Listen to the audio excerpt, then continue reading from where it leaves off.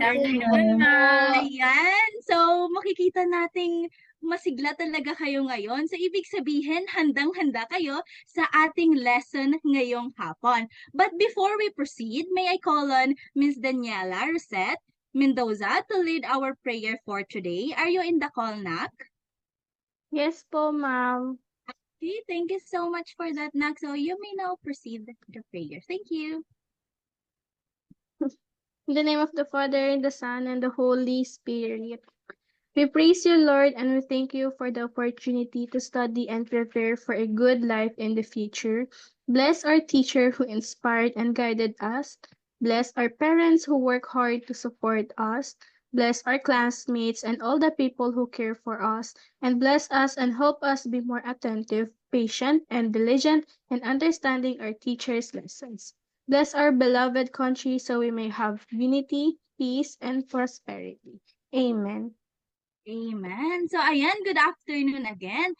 So, ngayon, gusto malaman ni teacher kung kumusta naman ba kayo ngayong hapon. So, para malaman ni teacher, meron ako mga emoji dito. So, kung meron kayong mga emoji dyan sa inyong Zoom account, so pwede nyong i-show o pwede nyong pindutin yan para makita ni teacher. Kung wala naman, ay isend nyo na lang sa ating chat box ang mga numero. Halimbawa, 1, dahil okay ka lang. 2, dahil pagod ka na. Or 3 naman, dahil gutom ka na, or 4, if inaantok na. So, sana walang makita si teacher na lahat ng ito ay nilista nyo, no? Kasi nakakapagod naman yun, di ba? Kung lahat ng ito ay nararanasan natin ngayon.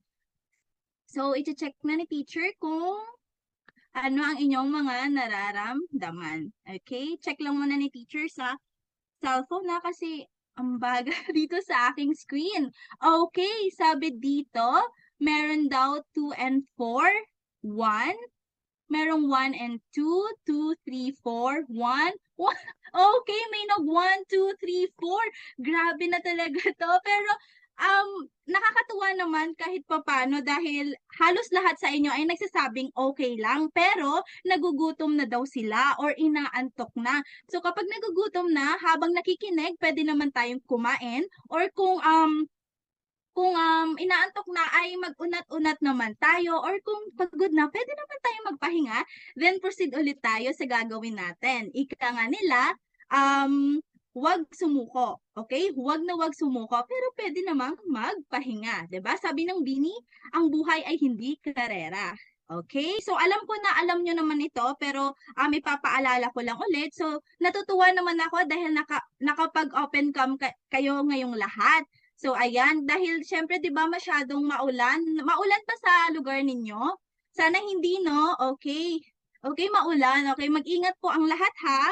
So, kung hindi po okay ang inyong mga internet connection, ipagbigay alam lang po ito kay teacher. Okay?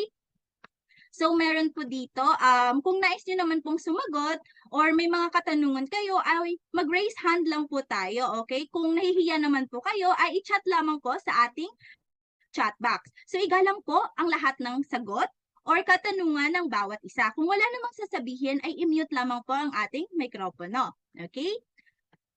Next one po, kung sakaling hindi po ako naririnig or same experience din po kung hindi kayo naririnig, kung alam nyo na hindi maayos ang inyong internet, ay ipagbigay alam din ito kay teacher para alam ni teacher ang nangyayari sa inyo.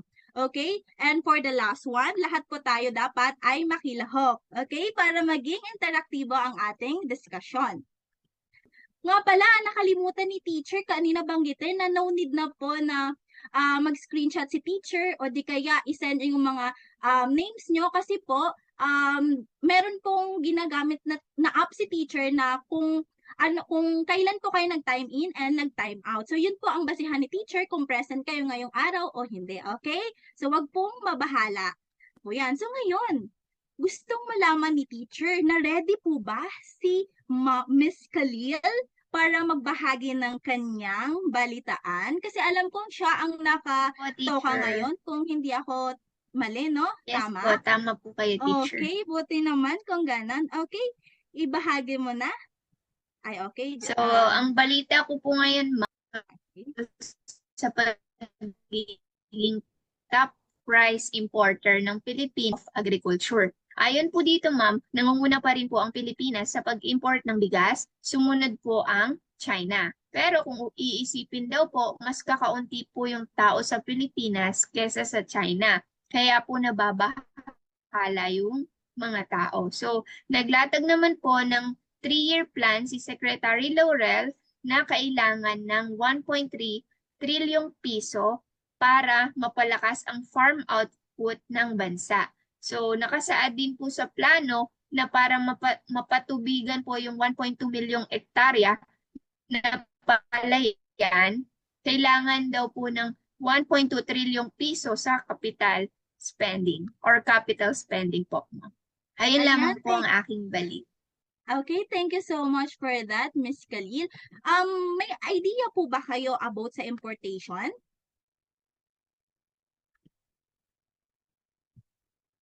Okay.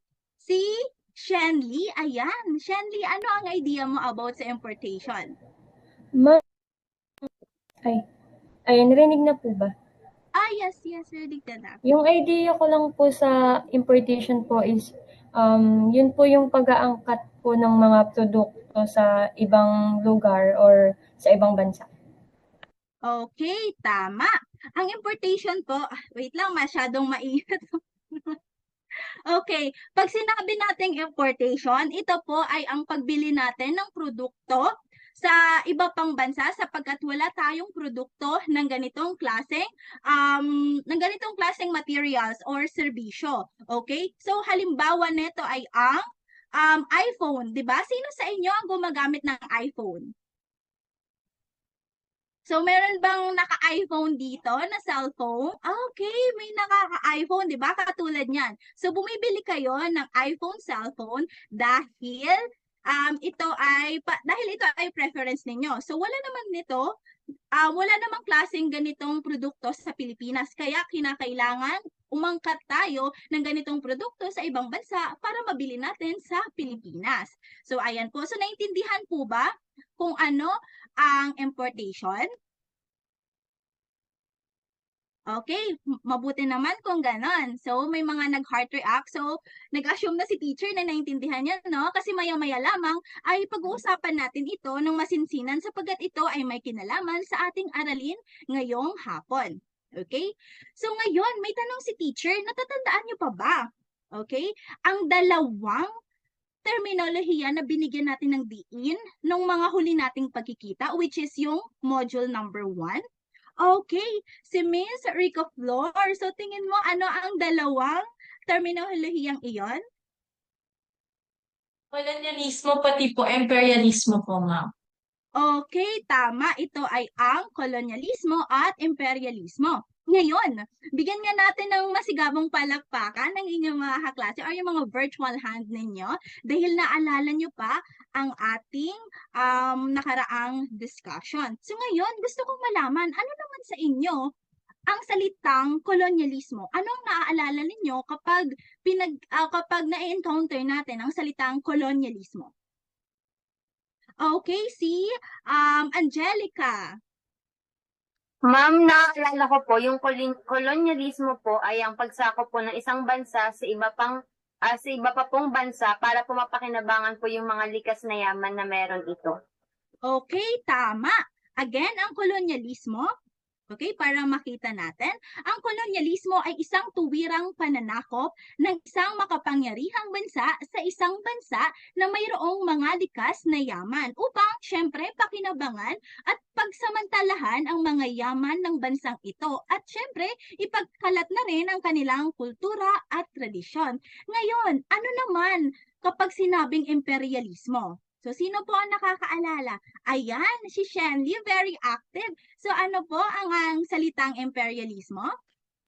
Ma'am, sa pagkakaalala ko po, yung imperialismo po is, ano po siya, yung pagpapalawak po ng teritoryo upang magkaroon ng pandaigdigang kapangyarihan or yung tinatawag po na world power. Okay, tama. Napakagagaling nyo talaga, class, dahil naaalala nyo pa ang mga terminolohiyang ito. So, again, ang imperialismo, bibigyan lang na po natin ng diin. So, kapag sinabi nating imperialismo, ito naman ay maaaring batas o mga paraan ng pamamahala. So, dito, ang isang malaking bansa or ang makapangyarihang bansa ay gustong expand, okay? Or gustong magkaroon ng gustong palawakin ang kanilang teritoryo sa pamamagitan ng okay, Po. yes, kanila itong sinakop. So sa pamamagitan ng pagsakop, syempre in-expand mo ang iyong territory, hindi ba? So ayan, maraming salamat po sa mga sumagot. So mga bata, tandaan na mahalagang malaman at maintindihan natin ang konsepto ng kolonyalismo at imperialismo dahil ito ay nagbibigay ng malalim na pag-unawa sa kasaysayan at mga pandaigdigang ugnayan. So sa pamamagitan ng pag-aaral ng dalawang konseptong ito, naunawaan natin kung paano nito naapektuhan ang ating kasalukuyang lipunan tulad ng isyu ng politika, ekonomiya at ang kultura. Naintindihan po ba? Yes po, ma'am. Opo. Okay, mabuti naman. Okay, ngayon. Okay, wait lang. Okay, yun na pala yun.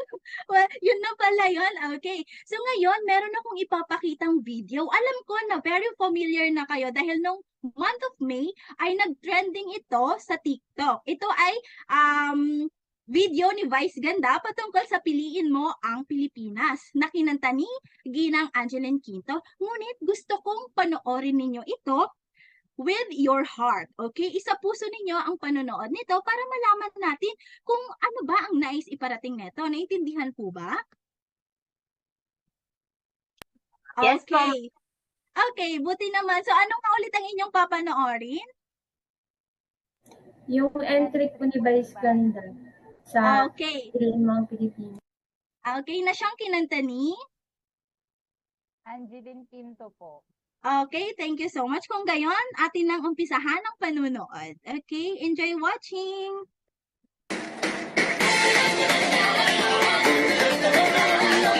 Minsa'y natuwa ang may likha, 7,000 pulo ang ginawa.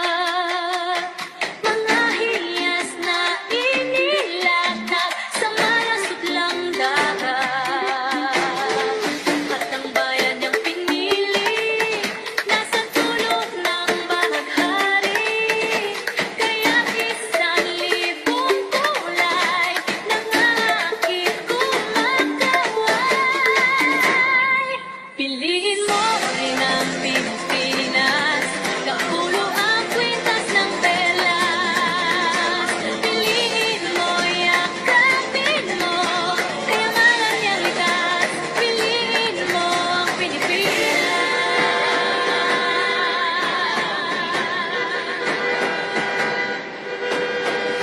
Kaya ang di mapatid, ramdam sa bawat awit. Sa masisig na ilan, mga puso'y lumilipad. Piliin mo rin ang Pilipinas, kapulo ang kwintas ng pelas. Piliin mo, yakapin mo, kayamanan niyang likas. Piliin mo ang Pilipinas, kapulo ang kwintas ng pelas. Piliin mo, yakapin mo, kayamanan niyang likas. Piliin mo ang Pilipinas.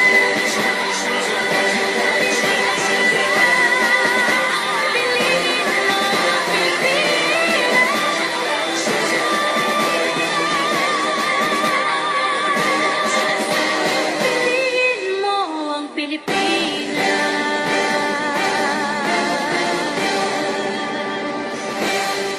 Okay, so ayan, piliin mo ang Pilipinas. Ngayon, napanood niyo bang mabuti ang video? Yes po, ma'am. Okay, ngayon, ano naman ang iyong naramdaman habang ito'y iyong pinapanood? Okay, Miss Angelica? Ma'am, nakaramdam po ako ng saya at lungkot po. Okay, sa tingin mo, bakit kaya ito ang iyong naramdaman? Kasi po ma'am, pinakita po yung ganda po ng Pilipinas, pero pinakita din po yung pangit nitong sitwasyon. Kaya tulad po ng mga traffic po, gano'n. Okay, so tama. So meron pa po bang gustong sumagot? Okay, wala na. So parang same lang po kayo no ng mga sagot kay Miss Angelica. So tama naman po ang tinura ni Miss Angelica na pinakita ang ganda ng ating bansa, ngunit hindi ito perpekto. Kaya nahihirapan tayong mahalin ito, tama ba? So ayan, so bilang isang mamamayang Pilipino, dapat natin itong tangkilikin at pahalagahan dahil ito ang ating ulit tahanan. Naniniwala ba kayo na ito ang ating tahanan? Okay, buti naman. Okay, may nag-heart react. So, kung hindi natin ito mamahalin, ano na lamang ang mangyayari sa atin, 'di ba? So, salamat sa pagiging aktibo, okay? So, kaya naman hinihikayat ko ang lahat na aktibong makipag-participate dahil lahat po ng inyong sagot, so meron po kayong matatanggap na 5 pesos, okay? 5 pesos. So, ililista po yan ni Secretary. So, pakinote na lang po ng mga name nila, Secretary, sa lahat ng mga Noted po, nag-participate ma'am. kanina. Okay? Okay. Thank you so much. So, ngayon, gusto kong suriin naman ninyo ang graph na ito at ano ang connection nito sa inyong napanood na video, okay? At ang inulat kanina ni Miss Khalil. Okay, so bibigyan ko lamang kayo ng 1 minuto. Nakikita po ba or hindi? Malinaw naman? Kita po. Okay, mabuti naman kung ganon.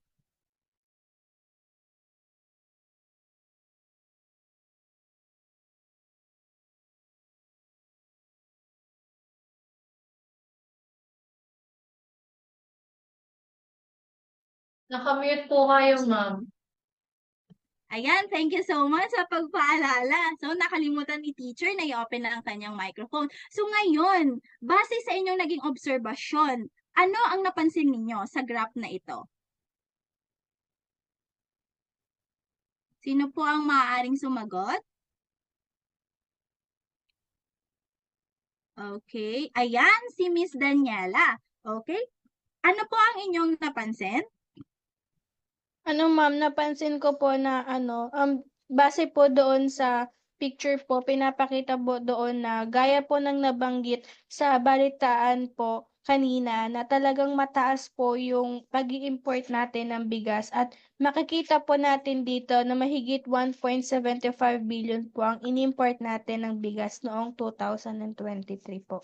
Okay, napakagaling na obserbasyon yan, nak. So ngayon, close ko lang. Ayan. Okay. So ngayon, sino pa ang gustong mag-share ng kanilang naging obserbasyon? Okay, wala na. Okay. Si Miss Shanley. Okay, Miss Shanley, ano napansin mo sa graph na ito? Napansin ko lang din po na simula po nung 2018, mas lalo pong tumaas yung pag-i-import po natin ng bigas. Okay, maraming salamat. So, bigyan nyo nga ng virtual hand ang inyong mga kaklase dahil napakagaling ng kanilang naging obserbasyon. So, ngayon, sa inyong palagay, ang naging balitaan ba at ang graph ba ay nagpakita ng pagmamahal sa bayan? Bakit hindi or bakit oo? Sino ang maaaring sumagot? Okay, sa tingin nyo ba sa naging balita kanina? So, ano ba, tingin nyo ba ito ba ay pagmamahal sa bayan or hindi? Okay, Miss Shaina Dandoy? Sa tingin ko po, ma'am, hindi po. Kasi bumibili po tayo at saka nag-aangkat po ng bigas sa iba pong bansa and hindi po natin tinatangkilik yung sarili po natin. Okay, so sa akin lang ba, medyo mahina ang sound, yung voice ni Miss Shaina. Pero na-catch ko naman yung sinabi niya na dahil nga bumibili tayo ng mga bigas sa ibang bansa. So, napakagaling, tama ang iyong naging idea, anak. So sa makatuwid, hindi ito itinuturing na pagpapakita ng pagmamahal sa bayan, bagkus mas naiugnay ito sa praktikal na aspekto ng ekonomiya at seguridad ng pagkain. So ang tunay na pagmamahal kasi sa bayan ay maaaring maipakita sa pamamagitan ng pagtiyak na mayroong sapat na suporta at mga programa para sa mga magsasaka upang tayo ay makabili ng ating sariling produkto, hindi ba? So, sa pamamagitan nito, nakakatulong tayo sa ating mga magsasaka habang kinikilala pa rin ang pangangailangan ng pag-import sa tamang pagkakataon. Gaya na sinabi ko kanina, may mga bagay na hindi natin napoproduce. Kaya kailangan talaga natin mag-import, okay? So ngayon, kapag narinig nyo na ang salitang importation, hindi na negative ang impact nito sa inyo, hindi ba? So meron po siyang negative and positive side. So depende po talaga yon sa sitwasyon. No? Mula sa naging talakayan natin kanina, patungkol sa videong ating napanood na Piliin Mo ang Pilipinas ni Vice Ganda, na siyang may mensahe tungkol sa pagpapahalaga at pagmamahal sa sariling bayan, ano sa palagay ninyo? Okay? Ang ating paksa ngayong hapon. Okay, meron akong jumbled letter here. Okay, letter. So nakalagay diyan na Miss Yunal. Okay, ibig sabihin I miss you. Joke. Okay, joke lang yun. Okay, Miss Shaina, ano sa tingin mo ang ating paksa ngayong hapon? Sa tingin ko po na I miss you, Charot. Hindi po nationalismo. Okay, tama. So, nationalismo o nationalism in English. So, ngayon, sino po ang gustong mag-volunteer? Ayan, tama po si Miss Shaina. So, hindi po yun na I miss you, okay? Hindi po yun namimiss natin si Crush. Okay, wala si Crush dito, absent. Ay, okay. So, ngayon, gusto kong meron bang gustong mag-volunteer para basahin itong ating layunin for today? May magwa-volunteer po? Pagod na ang lahat? Ayaw na magbasa? Ma'am, nag-resign po kaming dalawa ni Kadil. Ano po yon, anak? Nagre-resign po kaming dalawa ni Kadil. Okay, si Mom pala ang may kasalanan. Okay, so Miss Khalil, pwedeng pabasa nitong lahat ng ito, ang ating layunin for today? Layunin, number 1. Natutukoy ang kahulugan ng konseptong nasyonalismo. Pangalawa, nasusuri ang dalawang anyo ng nasyonalismo. Pangatlo, nakababahagi ng mga paraan o manifestasyon sa pagpapakita ng nasyonalismo at ang kahalagahan nito. At pang-apat, nakakabuo ng isang tula na may isang saknong na nagpapahayag ng kahalagahan ng nasyonalismo sa bansa. Okay, thank you so much for that sa pagbasa, anak. So ngayon, gamit ang mga napag-usapan natin kanina, ano sa tingin ninyo ang kahulugan ng nasyonalismo? Okay, ano kaya sa tingin ninyo? May mga ideya ba kayo na kung patungkol nga saan ang nasyonalismong ito? Okay? So meron bang ideya? Okay. Si Miss Angelica, okay? Pwede mo bang i-share ang iyong ideya? Ma'am, tingin ko po ito po yung pahalagahan natin yung ating sariling likas na yaman para po at tulungan din po natin yung mga magsasaka na magkaroon po sila ng mga programa para po makabili po yung mga mamamayang Pilipino ng bigas po mula po sa sariling bansa. Okay, thank you so much. Ang tinuran ni Angelica kanina ay maaring kahulugan ng konseptong nasyonalismo. So, sino pang maaring magdagdag ng kahulugan nito? Okay, Miss Shanley? Naririnig po ba, ma'am? Yes po. For me po, yung kahulugan po ng nasyonalismo is kapag po mahal natin yung sarili nating bansa and kahit hindi po siya perfect sa pamamagitan ng pagiging nasyonalismo po yun. Like, kapag aware din po tayo sa mga social issues and anything, nasyonalismo po yun para sa akin. Thank you po. Okay, thank you so much for that, Nak. So, lahat ng inyong tinuran ay tumutukoy sa damdaming Okay? Makabayan. Sapagkat kapag sinabi nating nasyonalismo, ito ay tumutukoy sa damdaming makabayan na maipakita ang matinding pagmamahal at pagpapahalaga sa sariling bansa. So ang mga kahulugan na nasabi nyo kanina ay mga paraan o manifestasyon sa pagpapakita na mahal natin ang ating bayan. So ulit, ano nga ulit ang nasyonalismo? Sabay-sabay po nating basahin. Okay lang po ba? Okay. 1, 2, 3, go! Tumutukoy sa damdaming makabayan na maipakita ang matinding at pagpapahalaga sa sariling bansa. Kabilang ng Okay. Asana Edition. Thank you so much for that. So, alam kong talagang magkakagulo kayo, pero gusto ko lang talagang mabasa ninyo. Okay, kasi minsan kasi hindi natin binabasa kung hindi nire-require ni teacher, hindi ba? So, ayan, at least alam na natin kung patungkol saan, kung ano nga ba ang nasyonalismo. So halimbawa, ang mga Pilipino ay nagkakaisa sa pagtaguyod ng pantay-pantay na karapatan sa pamamagitan ng pagtanggap at pagrespeto sa lahat ng tao, anuman ang kanilang estado sa buhay o pananaw sa buhay. So halimbawa na to, kapag nakakita tayo ng mga gusgusan, hindi ba? So hindi naman porket gusgusan sila, hindi na natin sila papapasukin sa church, hindi ba? Kasi lahat po tayo ay Pilipino, so karapatan po nila na pumunta kung saan man po sila, kung saan nila gustong pumunta. Okay? So, irespeto po natin ang mga iyon. So, syempre, may mga private establishment na hindi talaga sila pwedeng pumunta doon. So, yun naman po ay ibang usapin na. Pero kapag public ang sinasabi natin, lahat po ay welcome. Mula sa videong inyong napanood na naging talakayan, bilang isang anak, estudyante at mamamayan, ano sa tingin ninyo ang mga paraan or iba pang mga paraan o manifestasyon sa pagpapakita ng matinding pagmamahal sa bayan? Meron ako dito, nakikita mo ba ang concept web? Okay, Yes, so bilang grupo, okay, thank you. So alam ko naman na may dati na kayong grupo, 'di ba? So bilang isang grupo, bibigyan ko lamang kayo ng 3 minuto. Okay? So mag-isip po kayo ng 2 paraan upang maipakita ang matinding pagmamahal sa bayan at pagpapahalaga nito. So dapat po pumili kayo ng leader, okay? Siya po ang magpapaliwanag sa mga naisip ninyo o mga na-share ninyong 2 paraan. Okay? So bibigyan ko lamang kayo ng 3 minutes. So, within 3 minutes, dapat tapos nyo na. So, before 3 minutes, kung tapos na kayo, pwede nyong isend sa ating chat box ang inyong sagot para malista ni teacher dito sa concept web. Okay? Kasi hindi po pwedeng magkakapareho ng sagot. So, kung may kaparehong sagot, kung sino pong nauna, yun na lang po ang, siya na lang po ang magde-discuss. Naintindihan po ba? Okay. Naintindihan? Okay. Naintindihan naman sa base sa pagtango ninyo. So, ngayon, simulan na natin. Okay.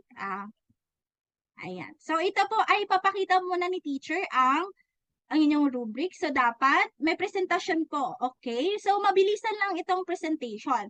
So, 40% dapat ito ay maayos. Ang nilalaman din ay 40% dapat malinaw at maayos ang ideyang inilahad. Then, sa oras naman, dapat hindi lumampas ng 2 minuto. So, very short lang po na explanation kung bakit isa ito sa naisip nyong paraan or manifestasyon, okay, sa pagpapakita ng nasyonalismo. Naintindihan po ba? Okay. Pa-hard react naman kung naiintindihan. Ayan. Okay, so start na po. Ayan.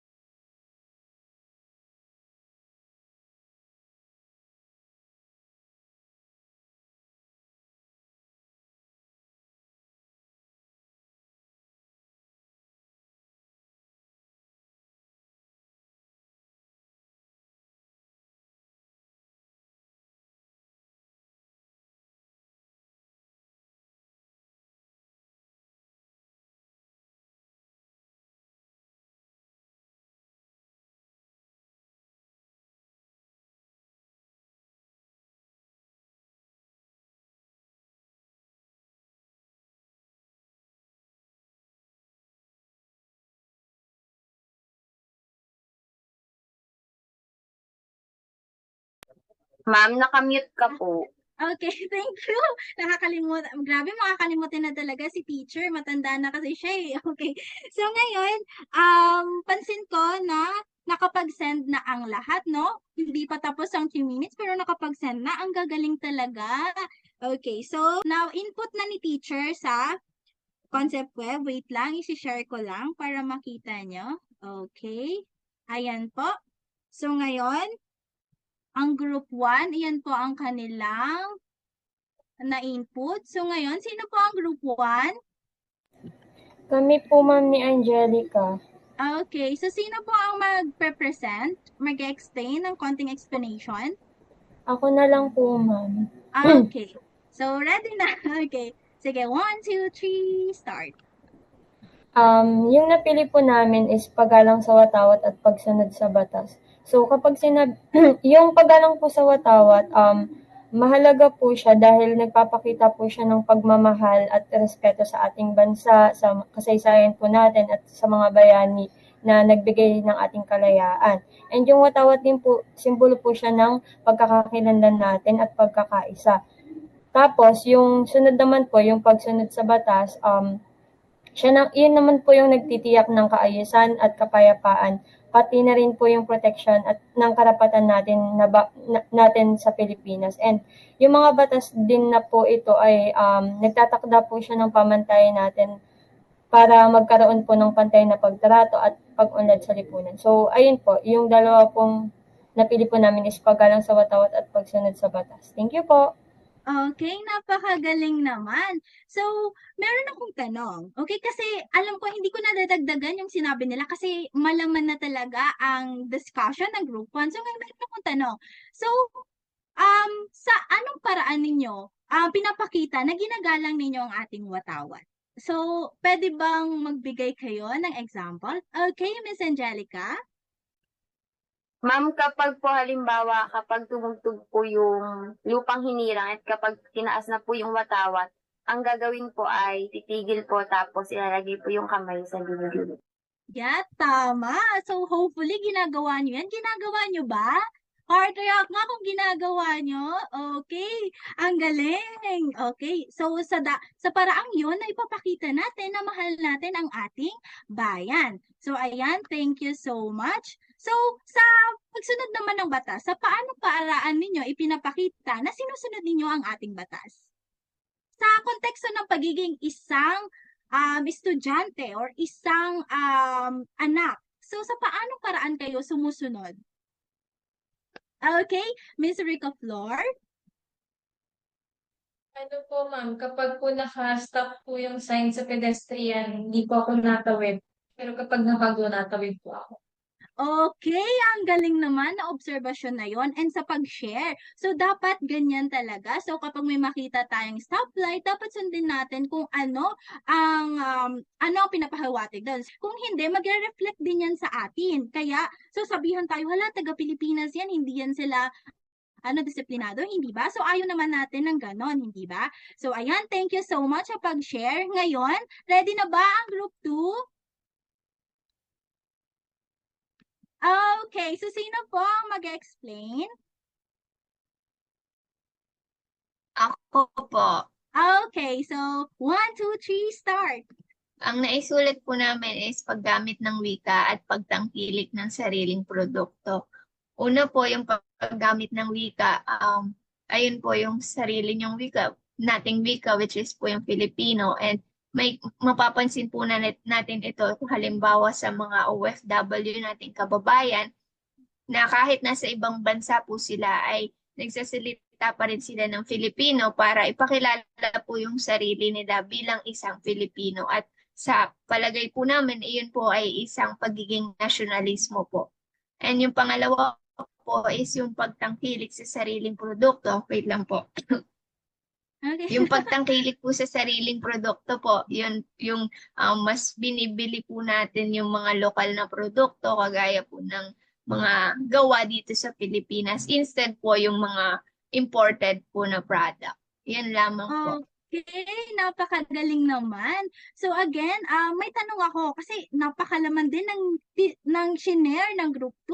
So talaga bang ginagamit ninyo ang ating wika kapag kayo ay nakikipag-usap o nakikipag-ugnayan sa inyong kaklase, kaibigan, kapamilya? Totoo ba? Pa-heart react nga or nagsisinungaling lang kayo? Okay. So may kakilala ba kayo? So sino gusto mag-share? May kakilala ba kayo na hindi na talaga gumagamit ng wikang Filipino even though nandito siya sa Pilipinas? May kakilala kayong ganon? Thumbs up nga kung meron. Okay, wala. Mabuti naman kung wala, no?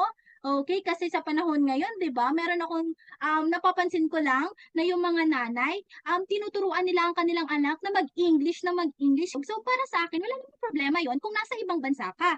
Ang problema lang nasa Pilipinas ka. So paano ka makikipag-communicate kung ang lengguwahe mo ay iba? Hindi ba? Kasi hindi naman lahat marunong mag-English. Okay? Naintindihan po ba?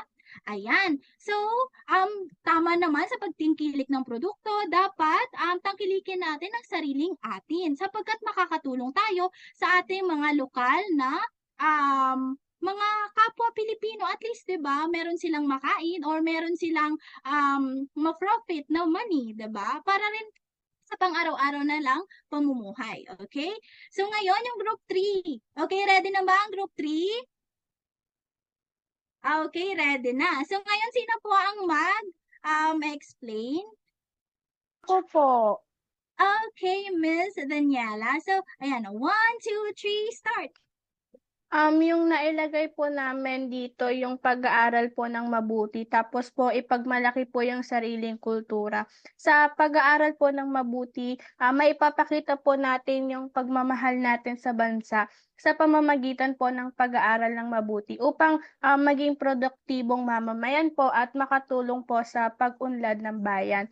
Tapos po doon po sa ipagmalaki ang sariling kultura, nandoon po yung pagpapahalaga at pagpapalaganap po ng sariling kultura sa pamamagitan po ng kasuotan, ng pagkain ng lokal na pagkain at yung pagsuporta po sa mga lokal na produkto bilang tanda po ng pagmamahal at pagpapahalaga sa ating bayan.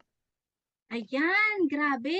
Ang gagaling niya. Parang hindi ko na kailangang magturo, class. Kasi ang gagaling niyo na. Napakagaling, napakalaman ng inyong mga sagot. So tama, dapat tayo ay mag-aral ng mabuti para syempre tayo ay makatulong sa pag-unlad ng ating bansa. Dahil kapag mag-aral tayo ng mabuti, magkakaroon tayo ng magandang trabaho. So, syempre, ipagmalaki din natin ang ating sariling kultura dahil ito naman ay simbolo ng pagiging Pilipino. Okay? So, ayan po yun. Maraming salamat sa partisipasyon. So, ayan. Gising pa ba ang lahat?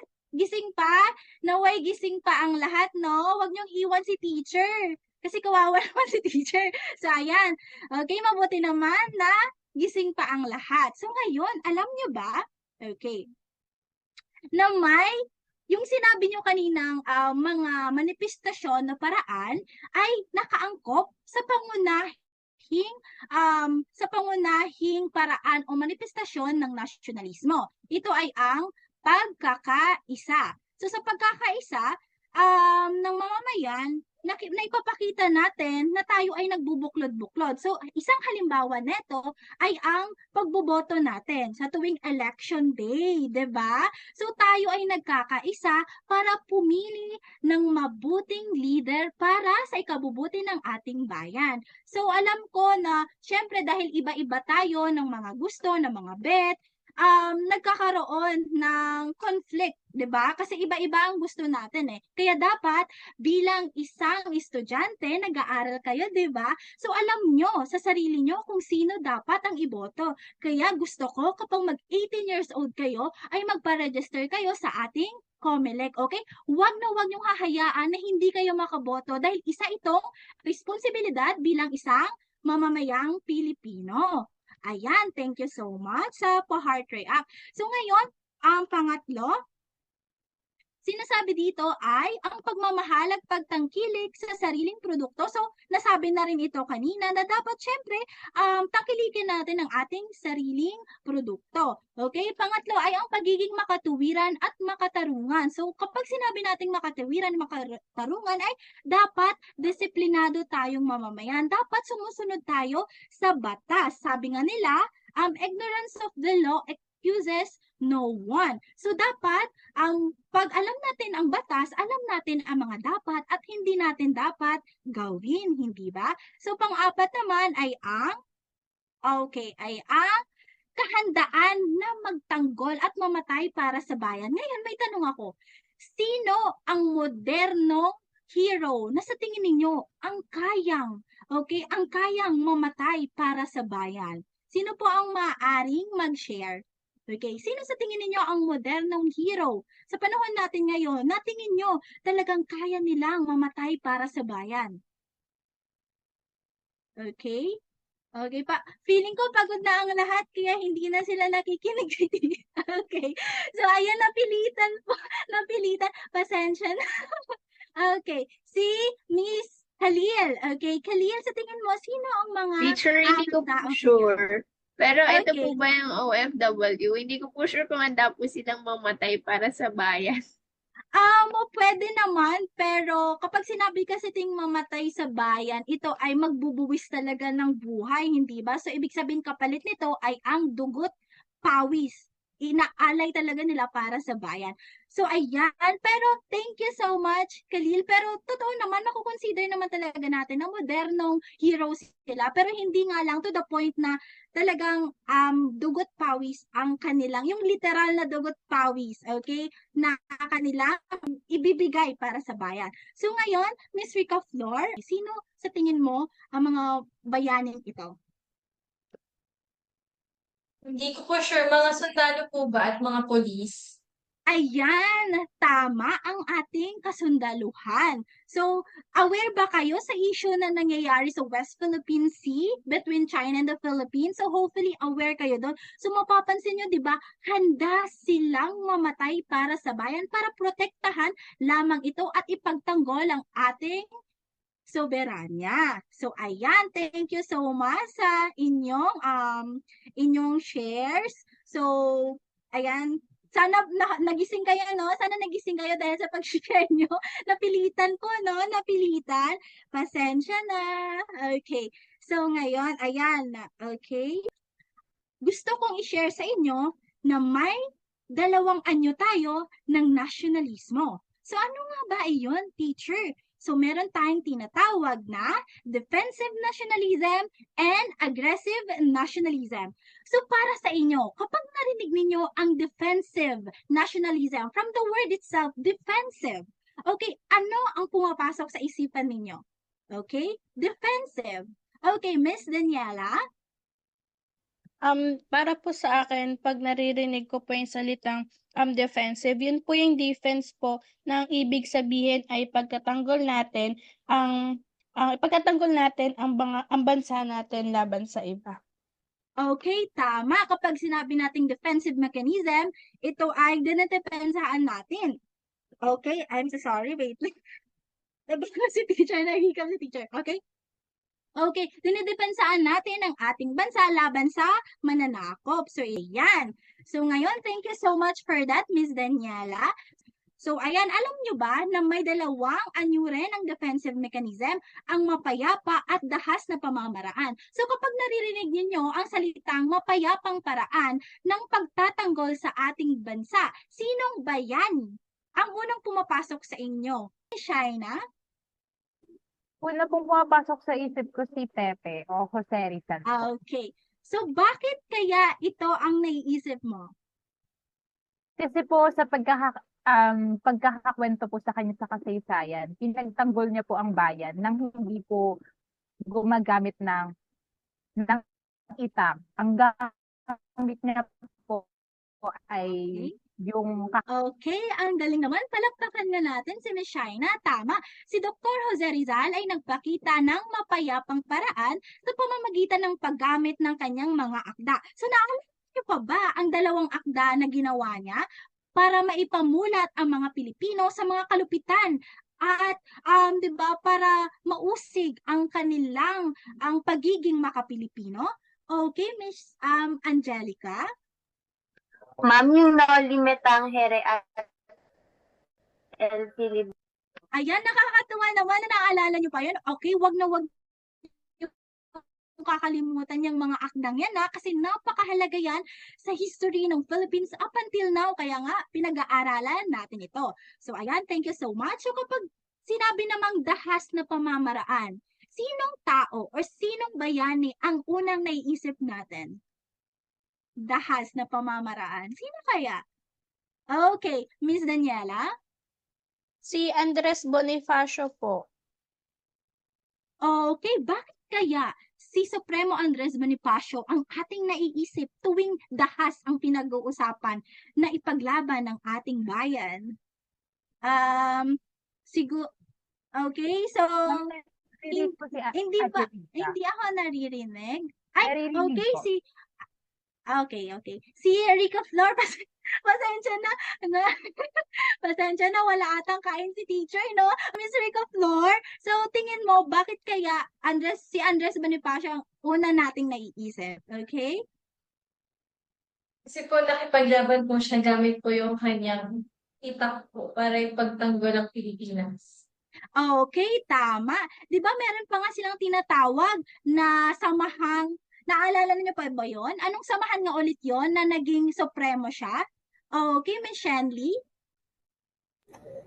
Yung samahan po nila is KKK or yung kataas-taasang kagalang-galang kalipunan ng mga anak ng bayan. Ayan, ang gagaling, palakpakan ninyo ang iyong sarili dahil kabisado nyo pa ang basic information ng Philippine history. Ayan. So ito po, iyan po sila si Dr. Jose Rizal at Andres Bonifacio. So kilala niyo pa naman sila based on the pictures, no? Okay, mabuti yon kasi 'di ba sa panahon ngayon, ang mga bata ayaw na nila ng history. Okay? So sa mga katuwid, parehong ipinakita ni na Bonifacio at Rizal ang kanilang pagmamahal sa bayan sa pamamagitan ng kanilang kilos, akda at liderado. So, ang kanilang mga pagkilos ay nagpapakita ng defensive mechanism sapagkat sila ay nagsilbing inspirasyon sa mga Pilipino na lumaban para sa kalayaan at karapatan ng bansa. So ngayon, kapag sinabi nating aggressive nationalism, from the word itself, aggressive, ano naman ang naiisip nyo? Okay? In Tagalog, aggressive, Okay? Okay lang kung hindi sure, okay lang, try lang. Wala namang mali kung, di ba, kung magkamali, okay lang yun. We make mistakes naman. Naririnig po ako. Yes po, yes po. Ayan. Para po sa akin, pag naririnig ko po yung salitang aggressive, yun po yung nagiging agresibo po tayo sa isang action po, halimbawa po sa mga aktibong pakikilahok po sa mga civic activities po at pagtataguyod po ng seguridad at kaayusan. Okay, tama. 'Di ba? Sinabi natin na ito ay agresibo o mapusok na paraan para magpakita ng pagmamahal sa bayan. Ngayon, meron akong ipapanood sa inyo. Latest chika. Ay, hindi siya chika. Okay, news pala siya. Okay, ibig sabihin, valid, konkreto ang detalye. So, hindi lang po siya gawa-gawa. Okay, panoorin po natin ito ng maigi. So, handa na ba ang lahat sa panonood? Okay, mabuti naman kung ganon. Okay, play na natin. Ayan. Nagsalita na si Pangulong Bongbong Marcos 10 araw matapos ang pangaras ng China Coast Guard na nauwi sa pagkaputol ng daliri ng isang sundalo sa Ayungin Shoal. Kahit hindi raw may tuturing na armed attack ang nangyari, hindi na raw sapat ang paghain lang ng protesta ng gobyerno. Nasa frontline ng balitang yan si Maricela Lili. Sinadya at iligal. Ganyan inilarawan ni Pangulong Bongbong Marcos ang pagkuyog ng China Coast Guard sa mga Pilipinong sundalo sa Ayungin Shoal noong June 17. Sa unang pagkakataon, nagsalita ang Pangulo tungkol sa nangyaring insidente mahigit 1 linggo ang nakalipas. Pero kahit may Pilipinong sundalong nasaktan, sabi ni Pangulong Marcos, hindi pa raw ito maituturing na armed attack. It's not armed. Walang pumutok. Sir, bakit Hindi tayo tinutukan ng baril. But it was a deliberate action to stop our people. But in the process of that, kinuhanan tayo. They boarded a Philippine vessel and took the equipment from that Philippine vessel. Tingin naman ang Pangulo, may iba pang pwedeng gawin ng pamahalaan bukod sa paghahain ng diplomatic protest laban sa ginagawa ng China. We have over 100 already protests. We have already made the similar number of demarches. So we have to do more than just that. Kasi papatawag natin yung ambassador, sasabihin natin itong posisyon namin, hindi namin gusto yung nangyari, and that's it. But we have to do more than that, so we are. Hindi na idinetalye ng Pangulo ang mga Okay, so ayan, so base sa napanood ninyong video, sa tingin ninyo, saan na pabibilang ang Pilipinas? So sa ginawa ng Pilipinas, o sa aksyon ng Pilipinas, sa tingin ninyo, saan ito napabilang? Sa defensive or aggressive? Okay, Miss Khalil? Sa tingin ko po, sa defensive nationalism po dahil po pinoprotektahan lang po nila yung kung ano po yung sa atin po. Okay, napakagaling. Palakpakan naman. So, tama. Sapagkat pinoprotektahan lamang natin ng ating mga Navy ang ating sovereign rights. So, ang ating karapatan sa ating yamang dagat. Tayo rin kasi ay nanalo sa international court, okay, with the help of UNCLOS or United Nations Convention on the Law of the Sea. So alam ko medyo mahaba-habang discussion siya pero pinahapyawan ng teacher para masabi talagang natin na bakit nga ba sa Pilipinas ang West Philippine Sea, okay? So kung gusto niyo malaman ng tungkol dito, pwede kayong magbasa, okay? Pwede niyo i-research ang patungkol sa usaping ito. So ngayon, yung action naman na ginawa ng China, ano sa tingin ninyo ito? Ito ba ay aggressive or defensive? Okay, Miss Daniela? Para po sa akin, ano po siya, aggressive po siya kasi madahas po na inangkin nito ang ating karagatan po sa West Philippine Sea upang palawakin ang kanilang teritoryo. Ayan, tama. Napakagaling naman. So, again, tama. So, ang ginawang action ng China or ng China ay masasabing aggressive nationalism sapagkat inaangkin nila ang ating sovereign rights sa ating sea. Okay? So, tingnan nyo, napanood nyo sa balita kanina, 'di ba? Naputulan pa ng daliri ang ating isang navy. So hindi 'yon nakakatawa at hindi 'yon dapat isa walang bahala lamang. 'Yon ay illegal na dapat aksyonan. Okay, maraming salamat. Ngayon, ang dami na nating napag-usapan, hindi ba? So para malaman ko na nakinig ba talaga kayo, ano nga ulit ang nasyonalismo? Okay, Miss Shanley? Ma'am, yung nationalismo po is yung pagpapakita ng masidhing pagmamahal at pagpapahalaga sa sariling bayan. Okay, maraming salamat. Nagstay pa sa brain cells ni Shandy. Sana hindi lang yan sa short term ha, sana long term yan kasi napakahalaga ng pagiging nasyonalista. Ngayon, syempre alam na natin ang kahulugan ng nasyonalismo. Ano naman ang mga apat na mga pangunahing paraan o manifestasyon sa pagpapakita ng nasyonalismo? Okay, Ms. Rica Flor? Yung apat po na manifestasyon ay pagkakaisa, pagmamahal at pagtangkilik sa produkto, ideya at kultura, pagiging makatwiran at makatarungan at kahandaan po na magtanggol at mamatay para sa bayan. Okay. Maraming salamat. So, naaalala din ni Rica Flor. So, naway magstay yan sa ating long-term memory. So, ngayon, natatandaan niyo pa ba ang huli nating discussion? So, ang dalawang anyo ng nasyonalismo, ano-ano kaya ang mga ito? Okay, Miss Shaina? Yung defensive nationalism po at saka yung aggressive nationalism. Okay, thank you. Tama. Ito ay defensive and aggressive nationalism.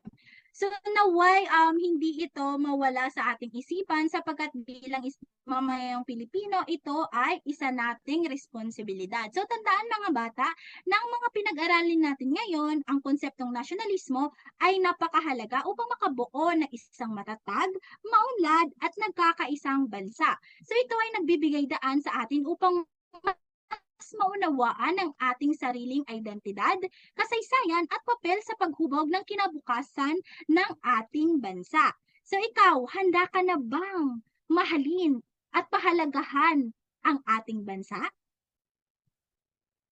Okay, open nga natin yung mic natin. 1, 2, Yes 3. po. Yes, Yes po. handa po Ganda ako. natin. Ay, Saan po ang Okay, labanan? mabuti naman. Okay? So dahil natalakay na natin ang mga kahulugan ng nasyonalismo, dalawang anyo nito, at ang manifestasyon, ito ang inyong gagawin. Kayo ay bubuo ng isang tula na may isang saknong na nagpapahayag ng kahalagahan ng nasyonalismo sa bansa. So, bibigyan ko lamang kayo ng 5 minuto. So, ipapasa po ang gagawin sa Google Form link na ibibigay ko mamaya-maya. Okay? Wait lang para makita nyo. Ito po ang ating rubrics para alam nyo kung ano po ang inyong gagawin. So, ayan. Ay, wait lang. So, dapat original nyong gawa, 40%. Then, dapat angkop siya sa tema. And, dapat maganda. Okay? May kahusayan. Okay? Hindi naman super ganda, pero dapat pinag-isipang mabuti ang inyong ilalagay. So, kapag saknong, ito po siya. Hindi po siya mahaba. Okay? Ang saknong ay binubuo ng taludtod. Okay? So, lamang lagyan ng title, pwede rin naman. Okay? Baka may maisip kayong title, diba? So, ayan. Isasend ko na ang link. Okay? Bibigyan ko na kayo ng... Okay. Okay. Okay. 2 minutes left. Okay. 1 minute. 5 seconds. Okay. Isasara ko na ang link. Thank you so much. So, chinek ko naman na nakapag-submit na ang lahat. Thank you so much. Dahil nag-submit na po. Ayan, ngayon, tayo na ay mag-quiz. So, ayan, pwede po natin yan ang ating QR code or isasend na lang po ni teacher ang link. Okay, na-access naman po yung link. Okay, mabuti naman na na-access. So, bibigyan ko lang kayo ng 10 minutes. Madali lang ito. So, ang first part ay 5 points. Modify true or false. So, ayun po yun. And yung next part naman, yung second part, ay essay type. So, maikli lamang ang kailangan ni teacher. Okay? Okay. Ayan. Okay, tingin ko nakapag-submit na ang lahat. Ayan, may kulang na lang tayong isa. Ayun, nakapag-submit na siya. Thank you so much. Ngayon, may takdang aralin tayo. So, dalawa po ang takdang aralin natin. So, sasagutin po natin ang tanong na ito. So, bilang isang mag-aaral, paano mo may papakita ang pagmamahal sa sarili mong bansa? Ipaliwanag. So, 5 sentences lang po ang kailangan ni teacher. Hindi po mahaba. Okay? 5 sentences lang po. And dapat sundin natin ang rubric na ito. Okay? Nilalaman 50%, organization 30%, and conclusion 20%. Okay? No need po na gumamit ng ChatGPT. Okay? Hindi naman po kailangan na napakagaling. Ang gusto ko lamang makita bilang isang estudyante, paano inyo ito ipapakita. So, ang takdang aralin number 2 naman natin, manood po kayo ng isang dokumentaryo na nagpapaliwanag kung bakit nga ba napabilang sa Pilipinas ang West Philippine Sea at ibabahagi nyo po ito sa susunod na pagkikita. Ayan, malinaw po ba? Heart react naman kung malinaw. Okay, buti naman malinaw sa inyo. So ayan, may mga katanungan ba, clarification, para ma-discuss na ni teacher at hindi na kayo magtanong sa iba or ibabash si teacher na, walang pangit magturo ni teacher, hindi ko naman siya nag-gets, okay? So wag po kayong mahiya kung may mga tanong kayo, baka hindi nyo maisip ngayon, i-chat nyo lamang po si teacher, okay? Yan. So, kung wala nang tanong, hanggang dyan na lang po ang ating discussion ngayong hapon. So, thank you so much mga anak. Magkita na lamang po tayo sa next discussion natin. Thank you. See you. Thank